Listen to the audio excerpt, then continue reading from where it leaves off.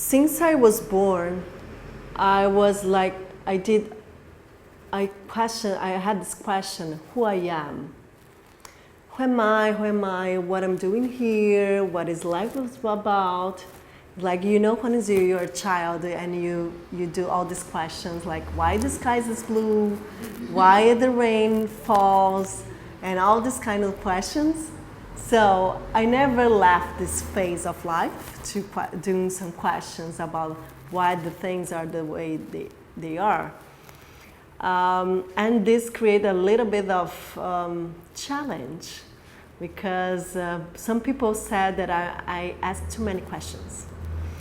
And when you start to see things that you don't agree, and you start to make questions, and people start getting, what this girl is talking about? What are they?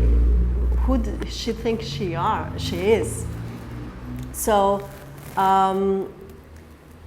so when I was like 18, I did one big of decisions. I did backpacking in Europe by myself, alone.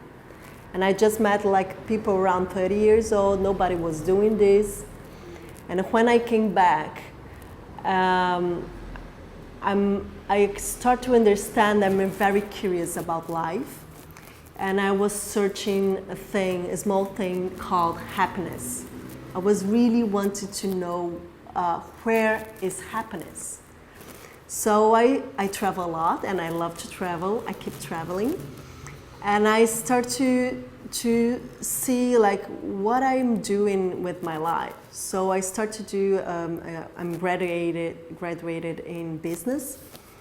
And I was working in multinational with agribusiness, that I'm not super proud of this.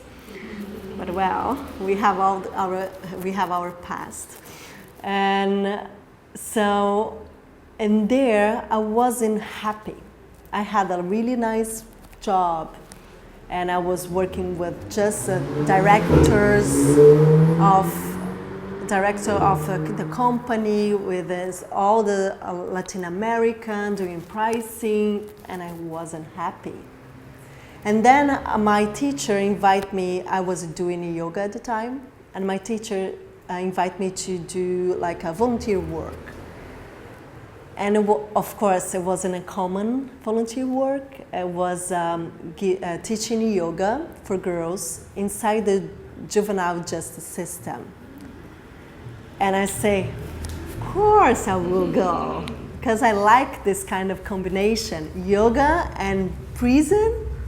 Yes, I want to do this.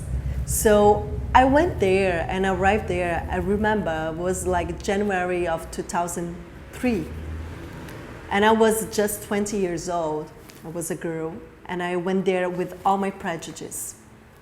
And I arrived there thinking I'm gonna find some small drug dealers and serial killers, and with all the image that media gave me, like orange is the new black.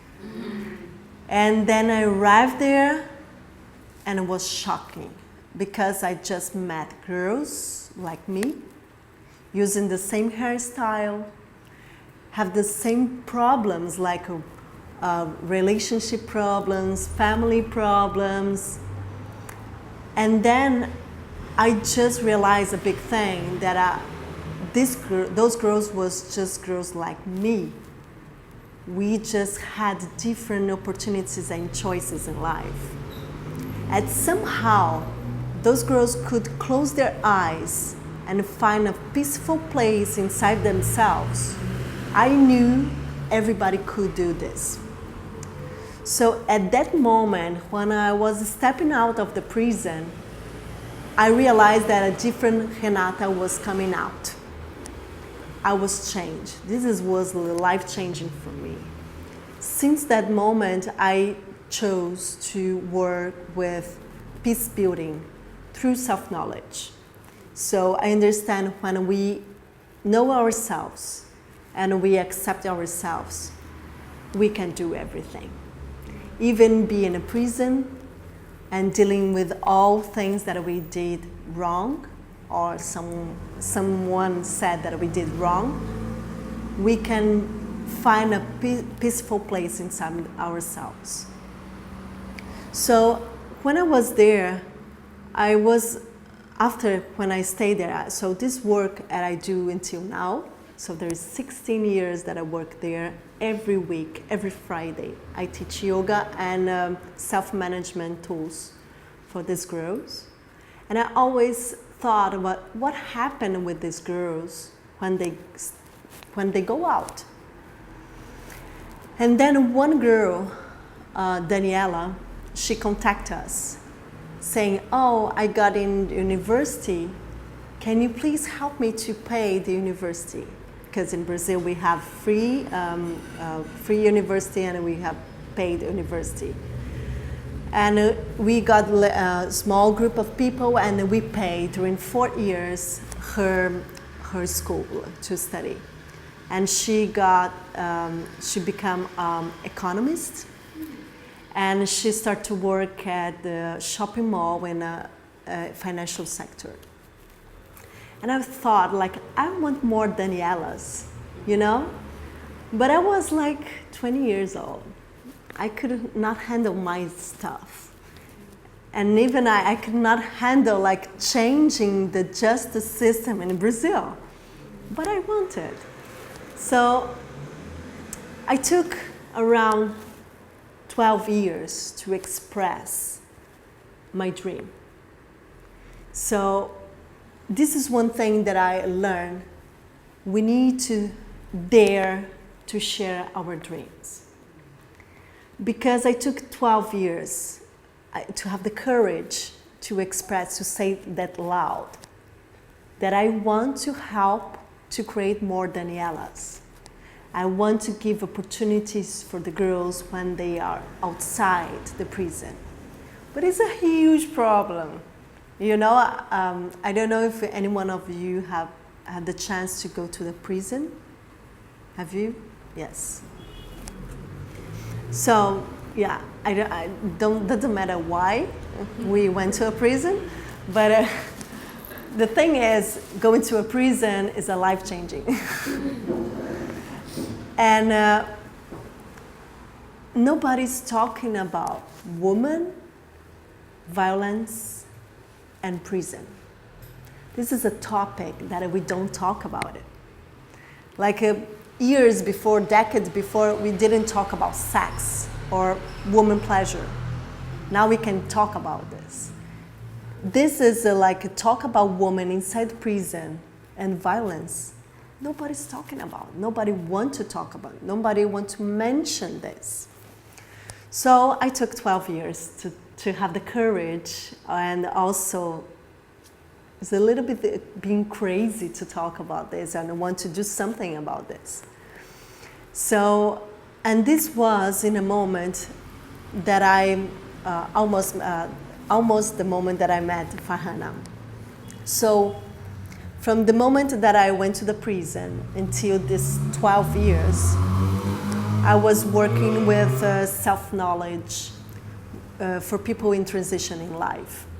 And this means people who have lost someone important in life, career changing, disease like cancer, terminal disease, depression, anxiety. So this is what I was working with, self-knowledge in a perspective of a Vedic tradition. So yoga, meditation, Ayurveda. And so I was working with this with individuals and in small groups. And I want to say, I was thinking, oh, this is a really nice thing. I know there's impact, but I really want to impact more people.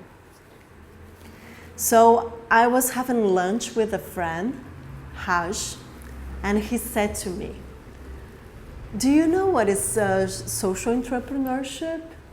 I say, what? I not even know how to pronounce the word. I say, yes, you should do it. We are bringing a money institute to Brazil, and you should do this course. I say, oh no, I don't want to know about business anymore. business plan, canvas. Oh, I don't want to do this anymore. And say, please come, you're gonna enjoy this. You say, okay, he's a really good friend of mine. I say, I trust him. So I went there. It was a 3 weeks program. And I dare to share my dream. It was 1 minute pitch, and I say, oh, this is what I do in the prison. I want to help more Danielas, and I was one of the projects that I was chosen to develop for three weeks. And then in the final speech, someone gave me a card, say, we have money to fund your project. And I say, what? No, it's just a dream. I don't know. I don't need money, because if I have money, I need to make this come true. Because I thought the worst, the difficult thing about doing a project or make a dream come true was the money, and I discovered it's not. So it's to have the courage to change everything and have the patience and to have the courage to deal with my own frustration during all this process. So I talked with Ila and Roshan, who's the founder of the Money Institute, and they say, oh, you need to do the SIM program, this Social Innovation Management, postgraduate. I say, oh no, I don't want these business things. Canvas, business plan, all this, I don't want this. And then after 2 weeks, I started the program. And this changed my life. And I met Farhana there, and we had a deep connection because of the woman. And how we can support a woman in a very specific way of bringing potential for the woman, because I believe that a woman have already all the power. We don't need to put more power. We have enough. The world is have enough power. A woman with power is enough. We just need to bring skills to bring up this to the world.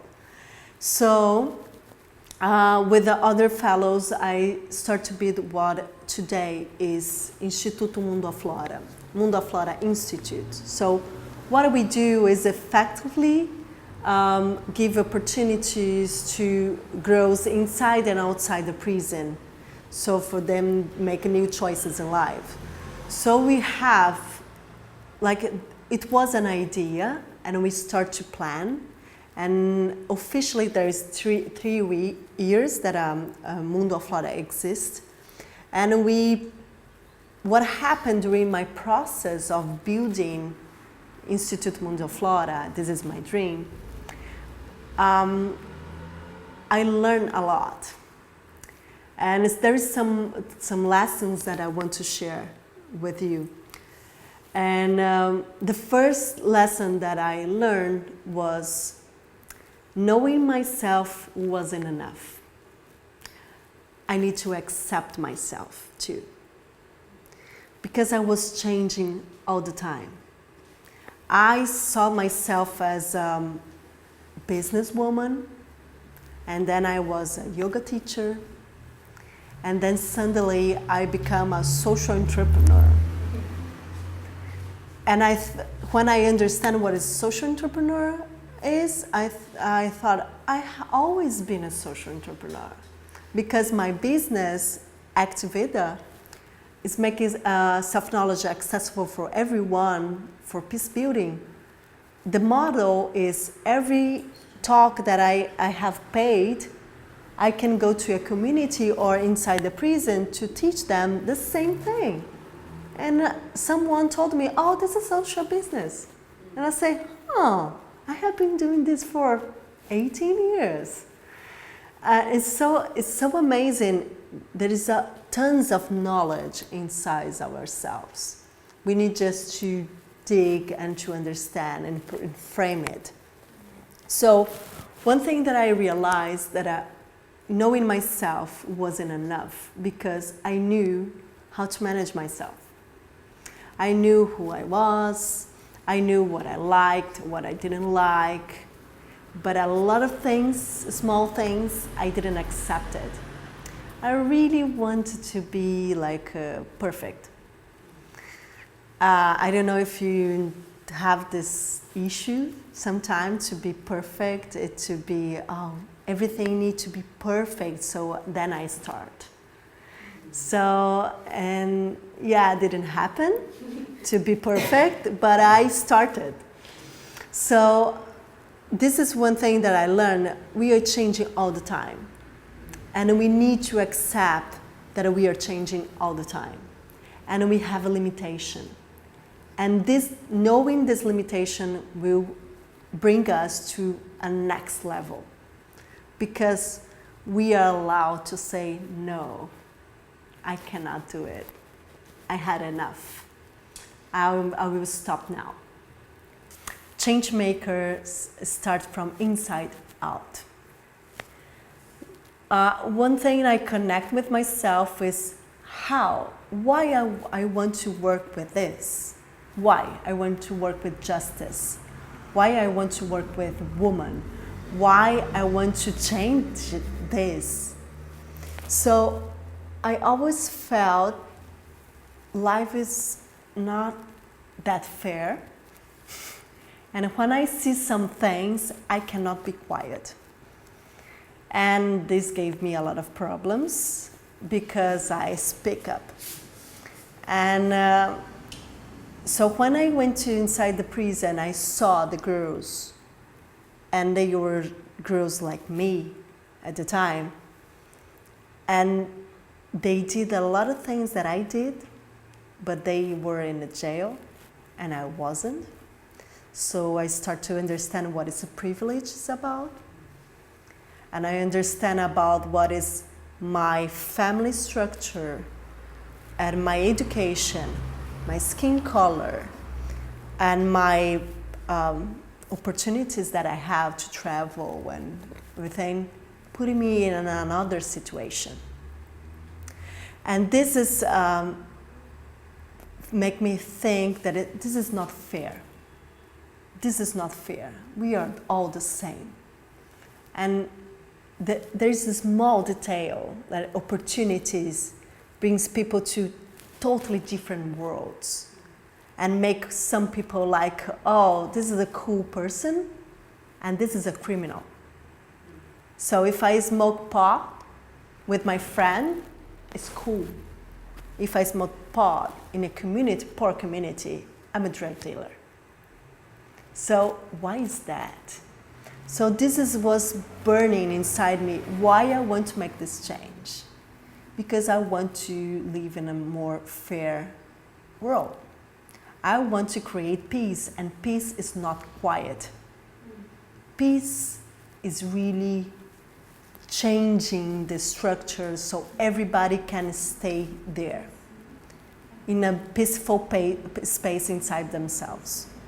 So this is one thing that I always bring to think. We can think together why we are doing what we are doing. So why we want to make this change. Because if we don't access this, we don't see the real purpose of this. So I was very lucky to find my purpose when I was 20 years old. And I took my time to really do what I believe it as my dream, and to accept this rhythm as well. So the other lesson that I learned, we said like the comfort zone don't make change. There is a change zone and there is a panic zone. So the comfort zone doesn't make anything. The change zone is like when you're doing things, you get excited, frustrated, and all the time. And the panic zone, you get like, what am I doing, please help me. And burn out, and then start again, I'm gonna give up. And one thing that I learned to trust the process during my journey at the money was the panic zone is my new comfort zone. So why is that? Because if I don't push myself to places that I'm super scared to be, like talking in front of a lot of people that I don't know, talking about my dream that can be, I think can be silly. I want to change the justice system in Brazil. Who you are, Renata? You're just a yoga teacher. So if I believe these thoughts, I will never do anything. So I need to stretch myself. I need to have the courage to put myself in places not comfortable. And maybe people will look at me and I think they are thinking that I'm silly. And I go anyway. I go talk with the director of the prison. I go to talk with the people from UN. I go talk with the investors, and I don't care. And I just, because they know I already have, so it doesn't matter anymore. I need to go and expand my understanding what I can do. So this is my panic zone. And because of this panic zone, there's another thing that I learned because of my background of self-knowledge and self-awareness is self-care. So here, one thing is self-care is really a thing that makes all the difference. We have a syndrome in social entrepreneurship with the social entrepreneurs, is I call superhero or super, how would say in feminine, heroine syndrome. We want to change the world. We want to make the world a better place. Anyone, I think, believe that everybody here wants to do this. So the thing is, we think we can take care of everybody, but we don't include ourselves in this caring. And if we don't do this, a lot of things can happen that I'm going to share a little later.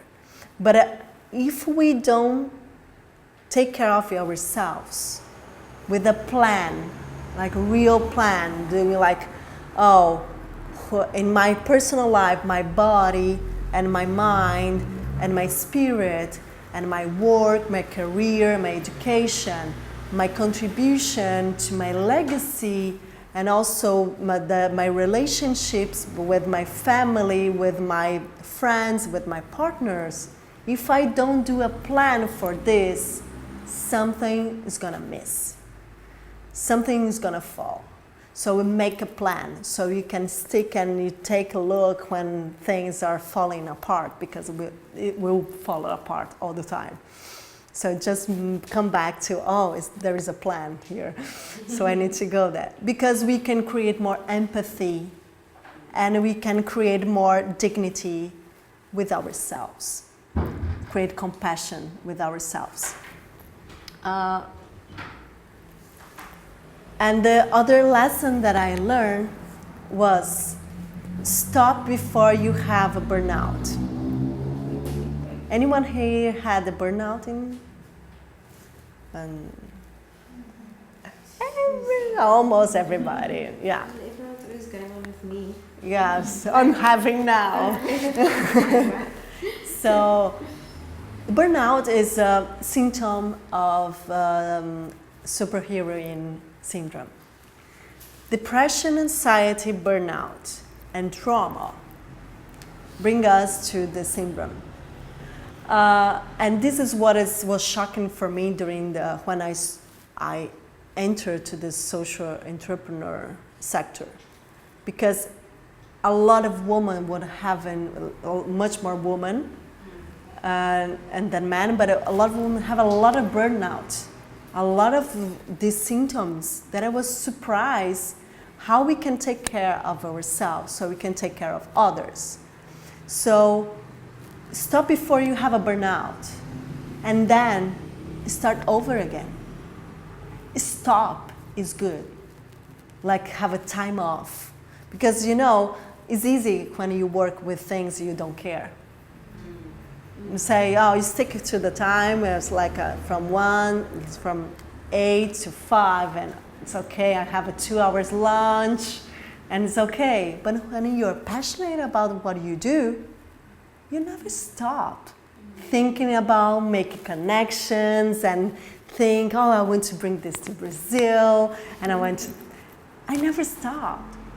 So when this work space take all over my life, I need to learn how to stop. That's why make a plan is important. Because when I founded the Instituto Mundo Aflora, everything started to happen. Like money starting to come, people, the director of the prison called me, oh, we need to have a meeting because we need to do a partnership, and blah, blah, blah. And I say, oh my God, I'm freaking out. And I was working 13 hours a day to make things happen. And I thought that I could do it by myself. And then suddenly, after 3 months of this, I start to get sick every month. I was like 3 weeks sick, 1 week recovering, 3 weeks sick, 1 week recovering. And once I was sleeping and going, oh, now I need to lay down and sleep. And I could breathe. And I say, oh my God, I think I'm having a burnout. And I say, I can't believe it. You, Renata, having a burnout? You know everything about this. You teach people about self-management. Cannot happen. And I was living this. So this was an amazing lesson for me, because even if we know, we need to be careful, because the passion brings like this. We need to understand exactly when to stop. So I took like 10 days, just go to the nature, no cell phone, just to connect with myself and take care of myself. And then I come back with all power. And stopping during the time and making a plan. Other thing, the lesson that I learned with self-leadership, managing your own shit with love. You know, because it's easy to project in the work that we do. Like, I want to help the world, I want to change everything. But sometimes, if we don't take responsibility with what we are dealing with inside ourselves, we can go to a place and create more damage and more violence. So this is a really, when we work to transforming lives, we need to be really aware to deal. If we are not in a good place, we don't do it.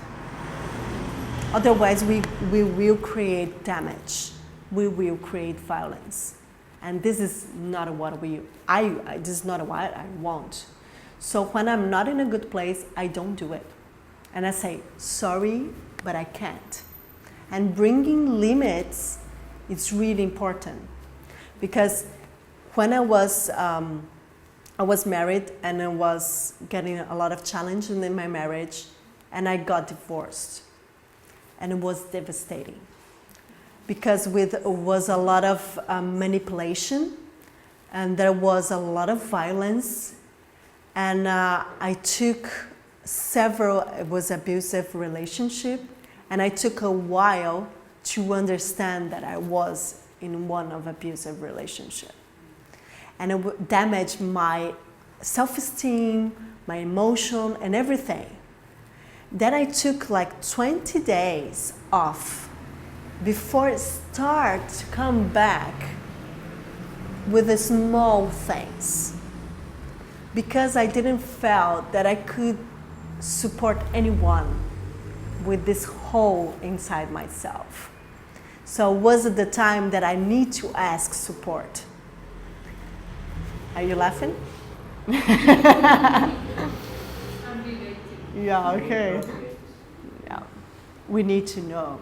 And this is one important thing that is not here in what I've learned, but it's really important, is how to ask for support. Ask for help when we are not in a good place. And the other lesson that I learned was fail. And then fail better. And then better. Because what we have valued the most is what we call measure. So when we work with social innovation, is doing things that nobody's doing. So if someone was doing, we can copy and get better. So we don't need to fail. But when we are working in social innovation, nobody's doing. So we're gonna fail to understand how it works, so we can improve all the time. So in the end of my SIM program in Amani, we had a project to present. And it was an amazing project that I did. It was a transforming gray into dreams that we did. The plan was to do like a dream wall inside the prison, was just with the graffiti woman, artists, and with the girls. So these walls inside the prison become the reflection of their dreams. It was amazing. The idea was amazing. And then we did everything. We talked with sponsors, and nobody wanted to give us money. It was so frustrating. We have everything. And then inside the prison, they say we were allowed to do it and everything. And then suddenly, no money. No money, no paint, no artists, nothing. So it took 2 years we have some money to do it. And we did. And we learned a lot. And after this, the girls who went outside the prison started calling us. So I need to deal with my frustration for 2 years to start to see some results. And then every time we're doing better and failing better, but never stopping. Because some people ask me, Renata, have you ever thought to give up? Of course, every day. Every day, every no that I receive, I say, the first reaction in my mind is like, I'm really angry, and I want to say really bad words that my education doesn't allow me. And then I take a deep breath and I say, okay, now I'm gonna give up. And then suddenly something happened. Or inside myself or outside, then say, oh, you're not gonna give up. Because it's a big challenge. It's not like I want to make a cake and the cake doesn't work one day and I want to give up. I want to change the justice system of Brazil, if people allow me, in the world. Because this is about dream and think about dream big in the world. Otherwise because have the same amount of work to dream small or big. So I prefer to dream big. And the other lesson that I learned was about talk about your dream with everybody. All opportunity that you have. You know, I'm in the bus station, and then I start to chat because I love to talk with people. And I make friends everywhere, in supermarket, bus station, in the airplane. I'm this person who talk with the people, hi, in the airplane. Yeah, I am this person. And I start to talk and I share, oh, what do you do? Oh, you know, I have a project that I work with women inside the juvenile justice system. We give opportunity for them to make new choices in life. So we do this. Can you see a passionate person talking? People stay like this. And you never know who are willing to support you. So I talk with everybody. Like the guy in the gas station, if he give me a little space, I will talk about this. With everybody. Even when I'm flirting with someone in a date, I talk about this. We never know. Because the date can be bad, but create some opportunity there. So I always talk about my dream. And also because some people share the dream that I have. And then we can bring together our ideas and make these dreams come true. It's not about dreams anymore. The time that I just I dare to express my dream, and someone gave me a card to say, we have money for this. So this is because some dreams take time to come true. Like I'm never gonna forget. We were doing last year a program inside the juvenile system in the center. It's a restorative justice justice in a circle process. We took 6 weeks doing it just with the girls, no guards inside. It was amazing. And when I finished, the director of this unity asked me to have a meeting, and he said, I want to do this with all the employees. And I say, really? You really want to do this? Yeah, I really want to do this with all employees.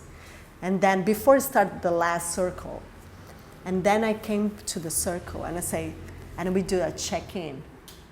And I said, I really need to share this because took 15 years of my work to have an open space so we can talk how we can engage employees inside the prison to change the mentality of oppression to humanizing the approach, because is everybody human there? If there is oppression, there is oppression with the employees as well. And I was super excited. But sometimes take 2 years to do a graffiti wall. Sometimes take 15 years to start a program like this.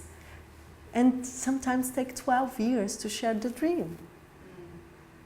So, but if we don't share it, and if we don't start with the small baby steps, we're never gonna happen. So, sometimes take time. And this is one thing that I want to share. So last year in my institute was really, really important year for us. I met an amazing American psychologist in the US called Stephanie Covington. And she worked with trauma, gender, and justice. And we were talking, and she had a program called Voices. It's a program that breaks the cycle of trauma for girls inside the juvenile system. And she offered me her program to prototype in Brazil for free.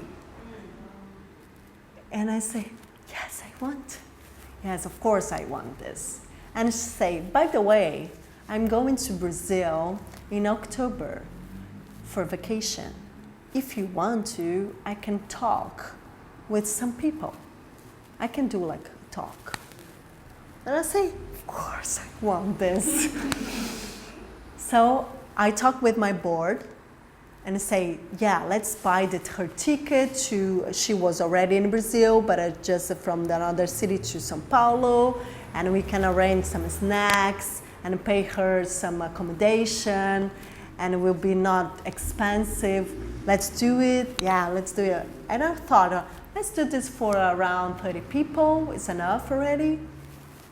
So this project, the seminar, like violence and woman, the trauma inside the juvenile justice system, was the theme of the seminar.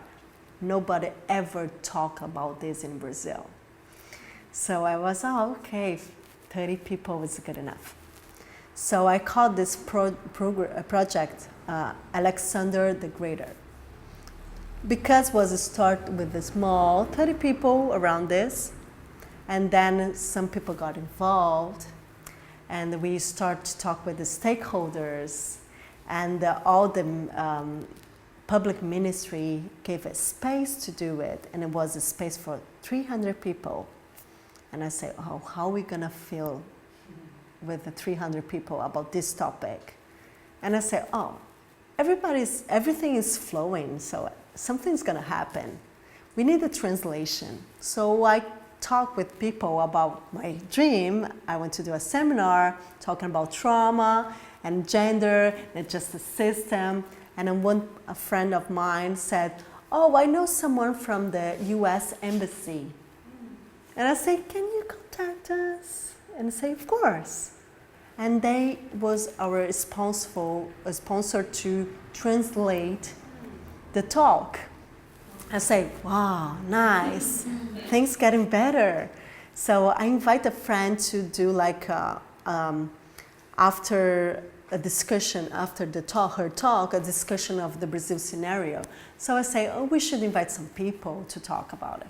So we invite a person from a university, a prosecutor, a judge, and the director of the prison, and someone from UNICEF came. All from Brasilia, is the capital of Brazil, to São Paulo just for this event. And in this audience was judges, prosecutors, Google, Bloomberg, and I say, oh my God, what I'm doing here? I do not even know what I'm doing, but it's just happening. And the people start to look, I really appreciate it, what are you doing? And I say, they thought I was an important person. And it was amazing, all these people there doing amazing work together. And this was the first thing that we did. So this program Voices, there is no methodology to treat women inside the prison and inside the juvenile justice system in Brazil. There is no. It's everything designed for men. We have 4% of the population is women. And the number are increasing like crazy.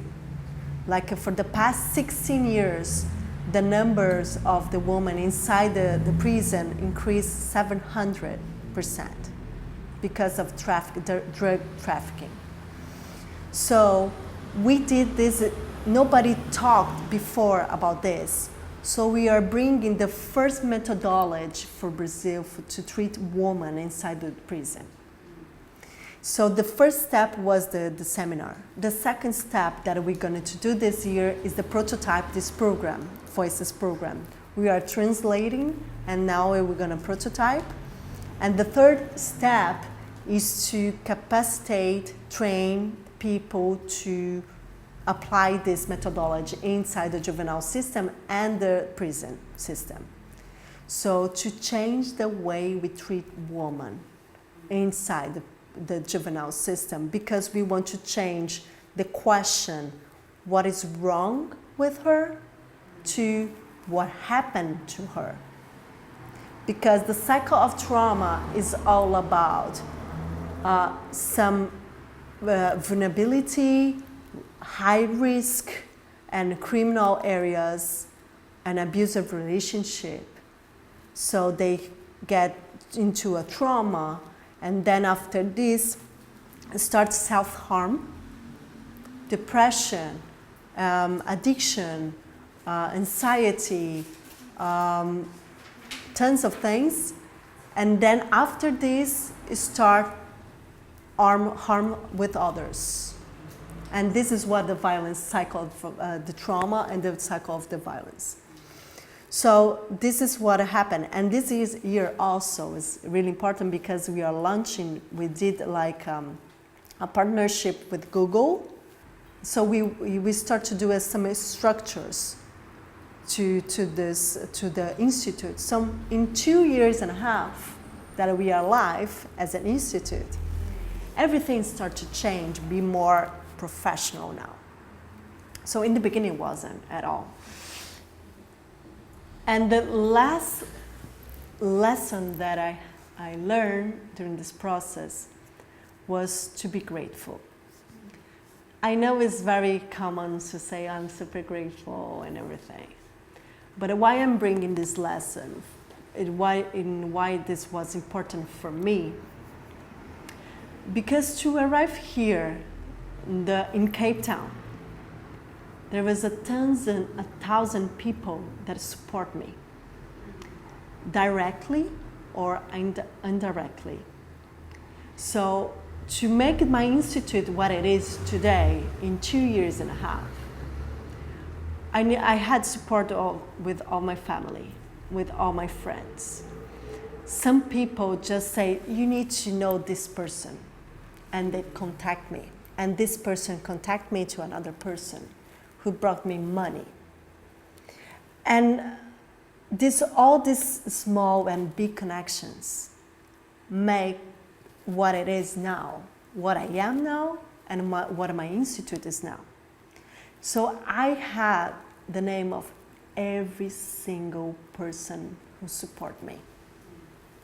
Because every time that I have the chance to say how this small connection or this big connection are changing the lives of other people, I start to engage them to this cause. Because nobody changes anything alone. And we need a really big support and network to change things like justice system, or the way people treat women, or the mindset, or everything that is big enough. Because we are women and we don't play small. You know, we have a lot of plates. And then we do a lot of things at once. We cannot play small. We need to know exactly do it with love, with care, with our quality. It's not about being a woman, it's not about being a gender, it's not about sexual choices. It's this energy inside ourselves that we connect to make things happen. This is about being woman. This is a feminine energy that we are talking about. And this is what we can bring to the world to contribute to the world. And this is what I believe is what to be a woman, and there is a lot of tricky places that we can lose ourselves. And this is what I learned, what I lost myself, and came back again to my balance and to understanding that I'm changing all the time, and over again, over again, over again. And it's really nice to change. And it's really nice to make change happen around us, inside us, everywhere. So this is a little bit of my journey.